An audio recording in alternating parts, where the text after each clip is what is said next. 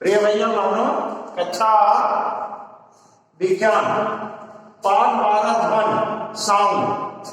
हमने आपको बताया था कि ध्वनि कंपन तरंगे प्रबलता एवं कारक ध्वनि के प्रकार श्रव्य एवं पराग।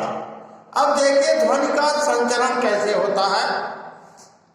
देखिए टीन के 2 डिब्बे लीजिए, प्रत्येक डिब्बे की तली के बीच में एक छेद कीजिए और छिद्रों में 10 से 20 मीटर लंबा धागा डालें।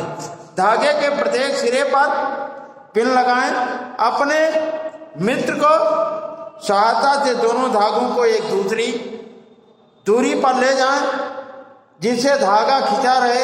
अब अपने मित्र से बातचीत करें। क्या होता है? ध्वनि सुनाई पड़ती है। इसी प्रकार मेज के एक किनारे पर ठोकने से दूसरे किनारे पर आवाज सुनाई देती है। ये ध्वनि का संचरण होता है। जैसे जल के गिलास में हम 2 पत्थर रखें और पत्थर को आपस में टकराएं तो ध्वनि हमें सुनाई देती है। इसी प्रकार के से गिलास के अंदर यदि हम फोन रखें तो ध्यान से सुने कि उसकी आवाज हमें सुनाई देती है।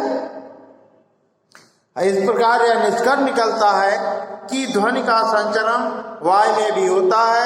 ध्वनि की वायु में चाल 332 मीटर पर सेकंड होती है। वायु के न रहने पर निर्वात में ध्वनि का संचरण नहीं होता है। प्रिय भैया बहनों, हम इसी प्रकार देखते हैं कि ध्वनि का परावर्तन किसी माध्यम से, एक घड़ी है, देखते हैं घड़ी एक किनारे पर रखी हुई है और उसके बाद जो है यहाँ से घड़ी टिक टिक की आवाज करती है। तो हम देखते हैं कि यह जो है घड़ी है, टिक टिक की आवाज कर रही है और एक माध्यम से यहाँ से होते हुए 2 पाइपें हैं, लकड़ी की पाइपें लगा दीजिए जिससे ध्वनि संचरित होकर के दूसरे तरफ परावर्तित होकर के ध्वनि सुनाई दे रही है। प्रिय भैया हम देखते हैं ध्वनि संचरण, ध्वनि का परावर्तन भी होता है। इसी प्रकार कभी कभार हम देखते हैं कि कमरे में जब हम बोलते हैं तो ध्वनि परावर्तित होकर के हमें प्रतिध्वनि के रूप में सुनाई देती है। अब हम देखते हैं कि शोर तथा सुस्वर, शोर और सुस्वर, अच्छे ध्वनि और शोर करने वाले ध्वनि में क्या अंतर है? देखो, नियमित और आवर्ती कंपनों से उत्पन्न ध्वनि को हम कानों पर मधुर प्रभाव पड़ता है और अनियमित तरंगों से उसका मधुर प्रभाव नहीं पड़ता है। आप देख रहे होंगे शोर तथा सुस्वर में क्या अंतर है। एक प्रेशर जो हो रहा है, ध्वनि तरंगें अनियमित है, अर्थात जो है ध्वनि का संचरण जो है अनियमित रूप से हो रहा है, उसका कोई आवृत्ति अनियमित है, इसलिए वह शोर होता है और शोर हमारे शरीर और कानों पर गलत प्रभाव डालता है।